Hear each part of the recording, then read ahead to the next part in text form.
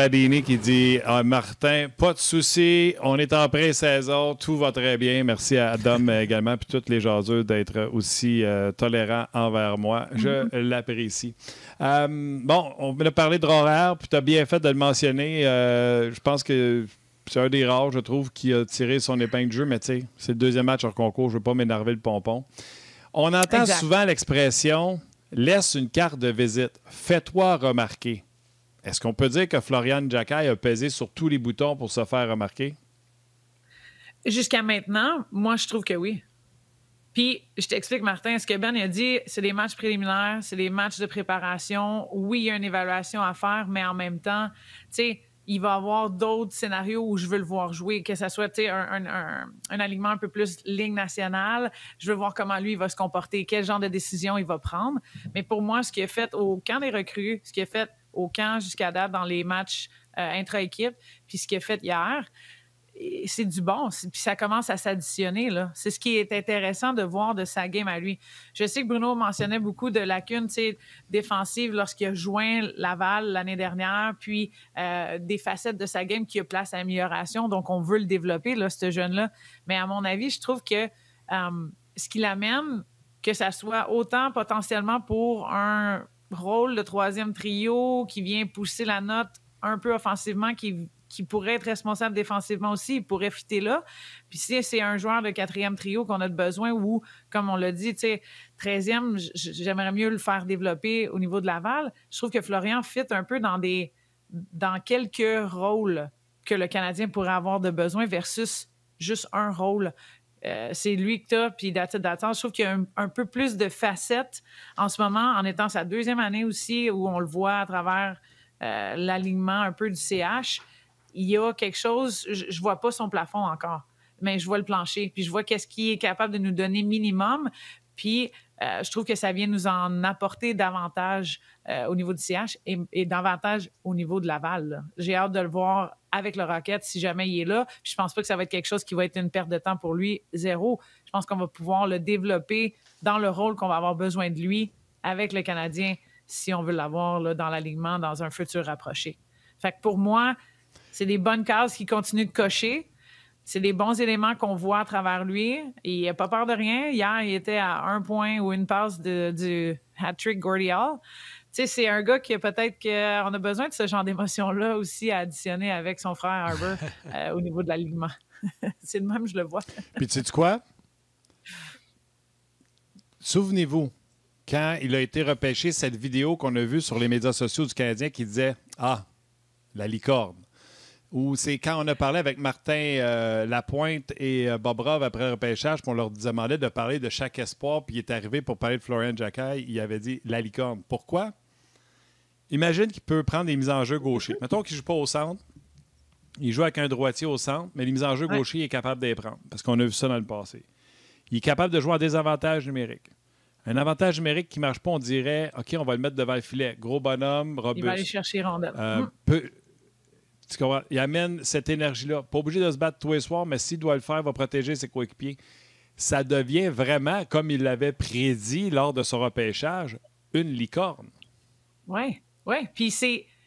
Tu sais, personnellement, là, en ce moment, je sais qu'on est dans c'est tôt, mais gardons-le, puis continuons à développer toutes ces petites facettes-là. Là, maintenant, il arrive à Laval, tu l'as mentionné, faisons-lui prendre des face-offs davantage pour qu'il devienne cette espèce d'arme où il est... Si jamais on le met à l'aile avec un autre centre, on a une aisance où on est à l'aise au fait qu'il peut rentrer dans le cercle de mise en jeu puis prendre cette mise en jeu-là importante dans notre territoire ou dans le territoire offensif. Tu sais, c'est des petits éléments de sa game qui viennent très naturellement pour ce joueur-là. Là. Ce que tu viens de décrire en termes de licorne puis ces facettes du jeu, là, hier, je le voyais dans le coin de la patinoire, OK, à gauche du gardien ou à notre droite, là, quand on regarde.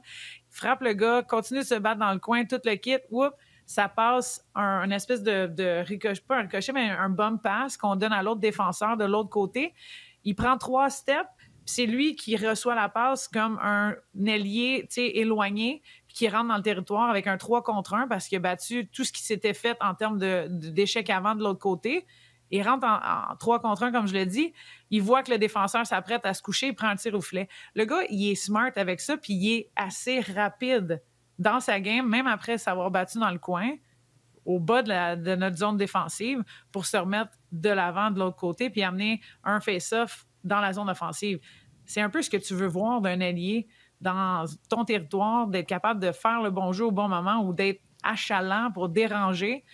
Puis, j'ai même pas parlé de son but non plus, que c'est lui qui a causé le turnover. C'est lui qui a causé l'espèce de situation où Thorpe a ramassé la rondelle dans le coin, a pris le hit, puis il lui a redonné la rondelle. Tu sais, ce gars-là garde des rondelles en vie. Ce gars-là a une belle facette à anticiper les jeux. Puis c'est quand on le regarde sans la rondelle qu'on devrait découvrir encore plus de facettes de sa game. Donc, portez attention à ça, mais si CH fait une bonne job avec au niveau de son petit développement, le côté naturel de ses habiletés va l'amener où on veut l'avoir, là, dans ce rôle de licorne-là que tu décris si bien. Ouais. Oui, puis c'était le fun de voir les deux frères hier et l'émotion et tout ça. D'ailleurs, ça m'amène à une question, puis je sais que les amateurs aiment ça, des petits quiz, là. Je vais laisser les gens s'amuser. En fait, je ne connais pas la réponse, mais je pensais à ça pendant qu'on parlait. C'est quand la dernière fois qu'on a eu deux frères dans l'alignement du Canadien pour un match de saison préparatoire? Là, hier, c'était préparatoire. Tu sais, moi, vite, comme ça, je pense à Stéphane Lebeau et Patrick Lebeau, qui ont joué ensemble, là. Je sais qu'il y en a qui vont répondre Claude Lemieux, Jocelyn Lemieux, mais je pense pas qu'ils ont joué en même temps dans l'uniforme du Canadien. Je lance ça comme ça dans l'univers. Les gens vont répondre, vont s'amuser. Mais là, je vous vois, vous cherchez. C'est quand la dernière fois qu'on a eu deux frères dans l'uniforme du Canadien dans un même match? Dans un même match. À Montréal ou sur la route, mais avec le Canadien. C'est sûr que Stéphane et Patrick Lebeau ont joué ensemble à un moment donné. Y en a-tu d'autres? Ouais, j'avais celle-là. Je pose la question. J'avais... Les Costitines. Les Costitines. C'est les autres plus récents, oui. Ouais. Mais même encore là, Samuel, notre ami aux médias sociaux, Sam, qui me dit « Yann, les Costitines. » Ben oui, c'est vrai. Eux autres, on a tendance à les oublier. Mais, je pense que les plus récents, c'est les Costitines. Ça n'avait pas l'impact que ça aura avec les Jackers, en tout cas. Mais bref, amusez-vous. Là, sortez-nous les frères là, qui ont joué ensemble avec les Canadiens. Pendant ce temps-là, on va parler d'un duo, mais pas de frères, mais d'un duo en défensive que tu as apprécié, que tu as envie de nous jaser, puis qu'il y en a un qui continue à nous éblouir soir après soir. C'est Lane Hutson et Caden Goulet que tu veux nous jaser un petit peu. Oui, parce que il n'y a pas si longtemps que ça, je te dirais, cet été, quand tout le monde parlait des fameux duos, puis où on allait voir qui, puis beaucoup de gens plaçaient Matheson aussi sur la troisième paire, puis on donnait, tu sais, peut-être un Carrier, peut-être je pense que c'était Carrier qu'on mettait beaucoup avec Hutson. Puis à un moment donné, moi, je m'étais dit, hey, j'aimerais ça voir Goulet là, parce que dans ma tête, Goulet est capable de faire les deux barres. Ce que je veux dire par là, c'est qu'il peut appuyer l'offensive. Il peut être le gars qui va vraiment venir aider offensivement parlant, mais il peut être aussi ta stabilité à la ligne bleue. Puis, dès qu'on a commencé à voir au camp un petit peu les duos, puis que je les ai vus ensemble, là, j'étais comme, yes. Eux autres aussi le voient, il y a quelque chose là-dedans. Puis, on voit aussi on veut donner une confiance et un gros rôle encore à Matheson avec Dobson. Fait que ce que j'ai vu hier, c'est... Moi, je voulais analyser un peu plus le côté défensif de Hutson. Puis Martin, tu sais, on en a parlé l'année dernière, on veut qu'il travaille sur certaines facettes, on veut qu'il peaufine certains détails de sa game. Mais hier, encore une fois, c'est un match préliminaire, je m'avance pas trop vite, mais j'ai vu des petites attentions que Hutson prenait défensivement parlant lorsqu'il était dans la zone offensive ou même l'espèce de surfing qui faisait extrêmement bien dans la zone neutre pour rester, on dit above the player, rester juste devant, pas donner de temps et d'espace dès qu'il y avait une passe qui était faite. Puis même défensivement parlant dans sa zone, il bumpait les gars, il utilisait son corps, même si c'est encore une fois petit gabarit, puis il était capable de gagner ces batailles-là. Encore. Je reviens à ce que j'ai dit, un match préliminaire. Il y a des joueurs qui ne sont pas nécessairement de la Ligue nationale là-dedans, mais il y en avait pas mal du côté des Flyers. Et j'ai aimé cette facette-là parce que je ne sais pas si c'est de jouer avec Goulet. Je ne sais pas si c'est cet été d'avoir utilisé l'un et l'autre autant en skills, en session d'habilité, que ce soit à la ligne bleue, qu'on a vraiment créé cette espèce de chimie-là. Mais je trouvais que la communication corporelle entre les deux, puis quand y aller, quand rester, était très claire.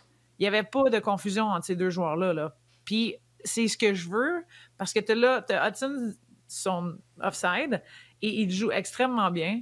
Goulet est du bon côté, il est capable de faire son boulot, pardon. Je parle d'un boulet avec Goulet, là, en tout cas.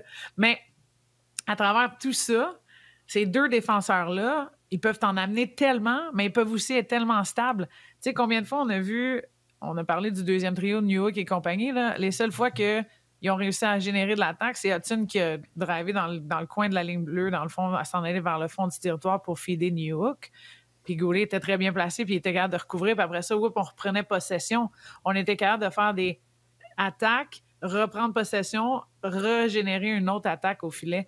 Puis c'est grâce à nos défenseurs là-dedans. Fait que j'ai vraiment aimé ce duo-là. J'ai hâte de le voir faire face à davantage de compétition. Comment on va se sentir? Mais il y a des petits éléments déjà hier que j'ai fait un... Tu vois, ça, je le trouve qui est un peu plus pertinent défensivement parlant, notre Lane Hudson, puis qui a fait un petit peu de travail, puis beaucoup de travail, même, je devrais dire, cet été sur qu'est-ce qu'il pouvait améliorer pour justement être encore plus complet en tant que défenseur. Là, c'est un match, on s'entend, là. C'est un début. Je m'avance là-dedans, mais j'ai trouvé qu'on a réussi à améliorer des petites choses de son côté défensif. Je suis d'accord avec toi sur tout ce que tu as dit. Sans exception. Je vais juste ajouter, je trouvais que les gens avaient manqué de respect envers Matheson, puis j'étais un petit peu tanné de me faire critiquer pro-Matheson, puis pas que ça me dérange, hein, les gens ont droit à leur opinion. Mais quand Gordon est arrivé au tournoi de golf, puis il a dit « Je trouve qu'on n'a pas assez de respect et de crédit à Mike Matheson. C'est le défenseur qui était le plus utilisé l'an dernier, qui jouait le total de 2 minutes en désavantage numérique, une partie avec Savard, une partie avec Carrier, puis que les gens le mettaient sa troisième paire. » Quand Gorton sort au tournoi de golf, puis boum, on voit une paire de défense, puis il est sur une première paire de défense avec Dobson, une nouvelle acquisition à 9,4 millions, 9,5 millions. Je me dis, il y a bien du monde qui est dans le champ gauche avec Matheson, sa troisième paire. Goulet, puis il y a deux choses là-dessus. Hudson, Martin, là-dessus, juste pour ajouter, enchérir, là, c'est le Canadien fait confiance aussi à Matheson pour une couple d'années. Là. On vient de nous donner le... Arrêtez de chercher ailleurs. Le Matheson sera ici et sera ici pour beaucoup plus longtemps que juste cette saison.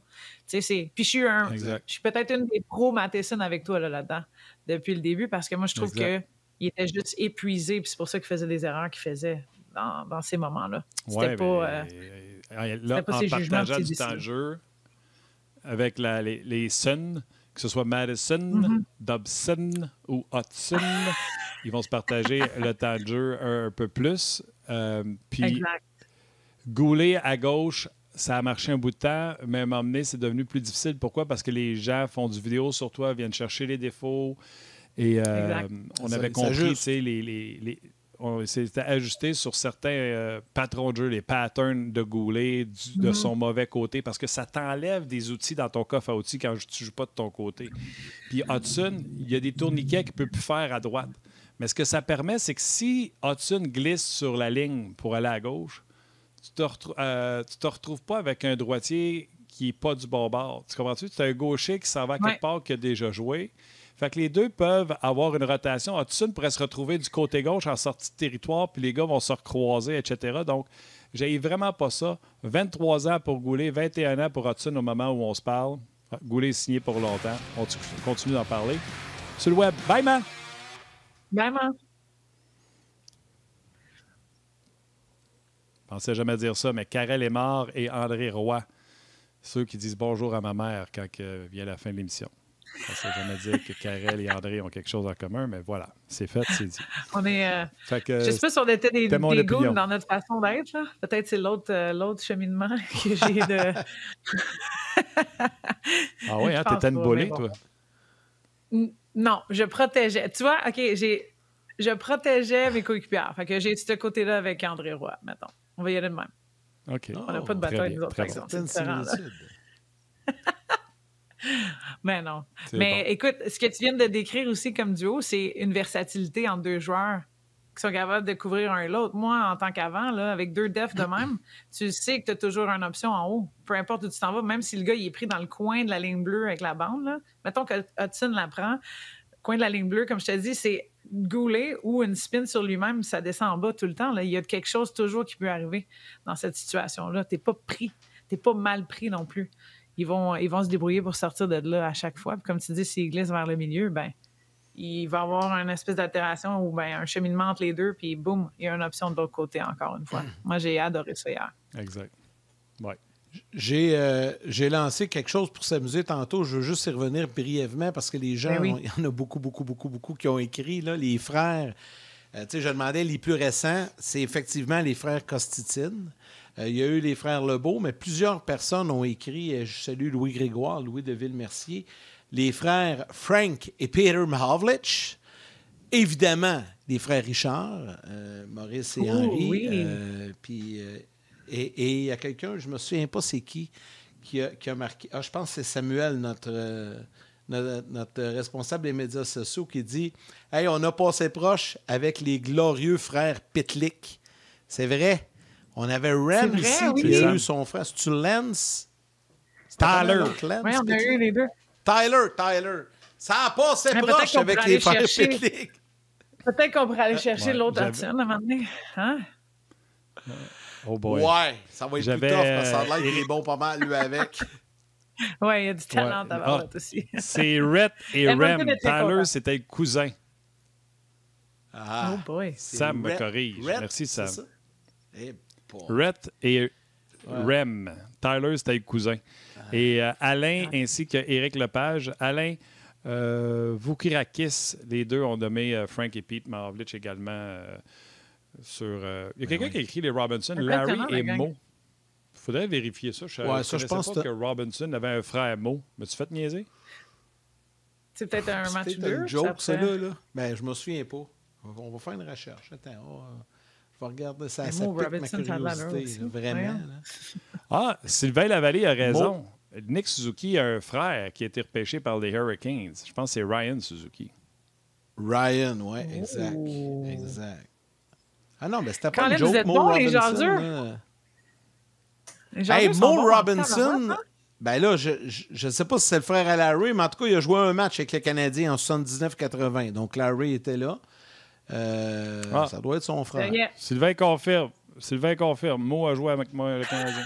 Sont-tu frères? Un match! Hey, les gens sont forts, honnêtement. Là. Mo Robinson, j'avais aucune idée. Il a eu une plus longue carrière dans la Ligue américaine. Avec les Voyageurs de la Nouvelle-Écosse, qui était le club-école du Canadien dans les années 70, début des années 80. Mo Robinson, Bauer a écrit les frères Roberge, en tout cas dans le club-école du Canadien. Je pense pas qu'ils ont joué à Montréal ensemble. Ben oui, Mario et Serge.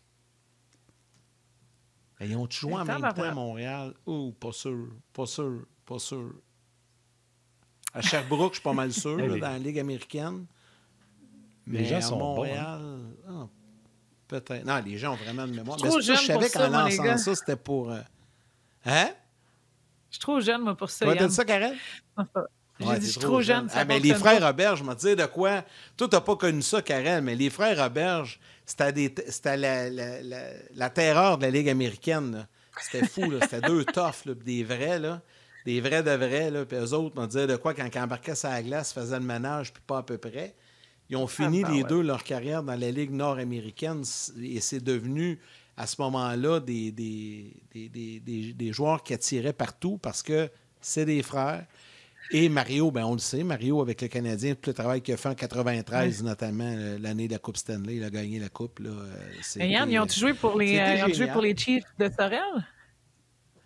Non. Ben là, tu as mêlé les Chiefs de Laval et les Royaux de Sorel. Non, Mario a joué à Saint-Georges-de-Beauce et son frère Serge a joué pour Saint-Hyacinthe à l'époque. Et là, ça, c'était au début des années 2000. On se rappelle de bons vieux souvenirs. Mais Mario Roberge, qui est un chic type, j'ai jamais rencontré Serge, mais Mario à quelques reprises et on le salue d'ailleurs. Vas-y, Martin, en terminant, tu voulais ajouter? Si vous n'avez pas un Samuel comme nous pour nous dire que Mo était bel et bien le frère de Larry, je vous recommande le site Elite Prospect. Peu importe le joueur que vous rentrez, on vous donne toute sa famille en dessous. Donc, quand vous tapez Mo Robinson sur Elite Prospect, Mo a été repêché en 1977. Son frère, c'est Larry Robinson. Et il a un neveu du nom de Jim The Heart, qui aurait joué également au hockey professionnel. Tu vois aussi papa quand il a été ou quand il a joué, puis toutes ces affaires-là, même sœur qui joue au hockey aussi. Fait que non, c'est cool. Ce site-là, il fait un bon job, bon boulot. C'est un beau site. Il est Hey, fort, Karel, Sam. un gros merci. C'était vraiment le fun. On a fini ça sous le signe de la bonne humeur. Je ne sais pas si c'est ton Yes, frère, always. mais c'est un Toujours. celui-là. Hein? J'en ai un, sûrement qui Ben écoute. oui, c'est correct. Salut, Gab. Hein? On le salue. Martin aussi a Ah, des tu vas frères, aller on hockey les aussi, salue. Moi, je vraiment n'ai qu'une malheureux. sœur, je la salue également. Merci, Karel. Merci à Benoît Brunet également. Merci à toute notre équipe de production. On sera de retour demain en marge de l'affrontement Maple Leafs canadien avec François Gagnon et Stéphane Waite. Merci d'avoir été là. Salutations à vos mères, câlins à vos enfants. On se refait ça demain.